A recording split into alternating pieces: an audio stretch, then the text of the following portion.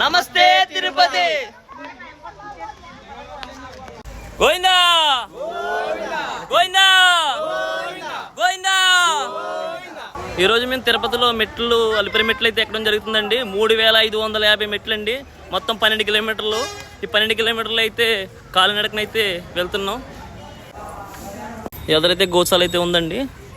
ఈ అలిపిరి మెట్లు 16వ శతాబ్దంలో అయితే కట్టారని చెప్పి రాయల వారు నిర్మించారని చెప్పి అయితే ఇక్కడ చెప్తున్నారండి.